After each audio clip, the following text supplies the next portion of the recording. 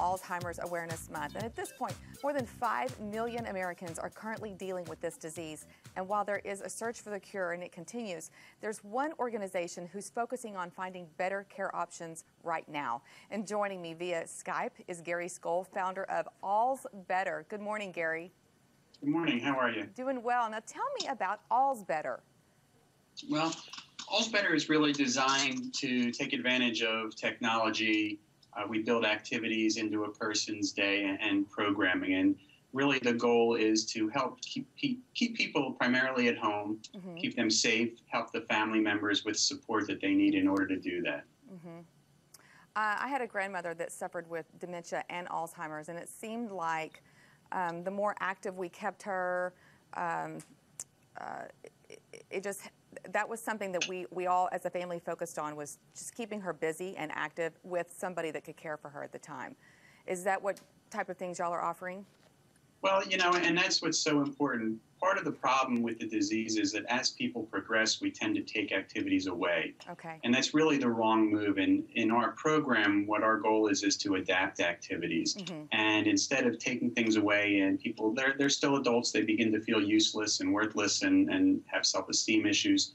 And it's really important, therefore, that we try and work with things that they like to do, things that they're good at, things that they've done their whole life, and just adapt it to where they're at along the process. An example would be we have special books, and you know, instead of giving them a Barney book or a Mickey Mouse book that they might read because they're at the level they're at, we'd rather create World War II books or Judy Garland or Joe DiMaggio or Frank Sinatra, but write it at a level that they can read, so it still gives them that ability to do activities they like to do.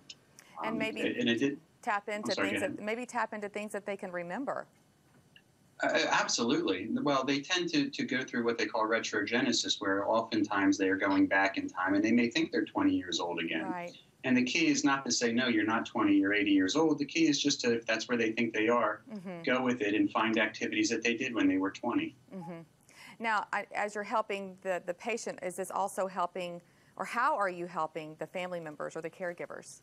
Well, I think that's one of the keys. You know, there's a lot of bad statistics that are out there, and when I say bad in terms of what it does to the caregivers and the stress that it puts on somebody trying to care for somebody with dementia is tremendous. And unfortunately, the death rate of caregivers is extremely high compared to people that aren't caregivers. So it's really important that a caregiver doesn't try and do this alone, that they try and enlist family, friends, and then, if necessary, hire professionals if they're going to keep somebody at home. But the worst thing that could happen is that they try and do it all themselves.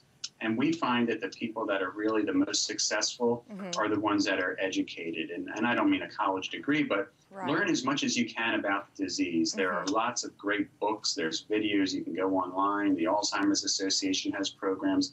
An educated family member does much, much better in dealing with the disease than somebody that really just thinks they're winging it. Right. Gary, what can we do right now to help? Well, I think that the key is there's a lot of things. You know, first of all, we can donate to places like the Alzheimer's Association, but we can really try and reach out to anybody that has dementia and see if there's a way that we can help that family member, whether it be financially or just giving them some respite. It's just so necessary that if people are going to stay at home, that they're getting support, that they're getting the education.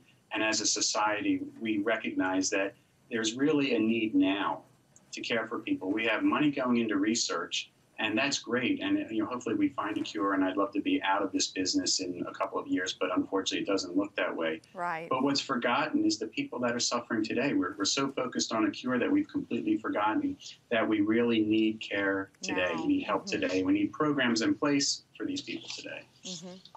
Well, thank you so much for what you do. Well, that's my pleasure, and thank you for having us on. Absolutely. Have a great weekend.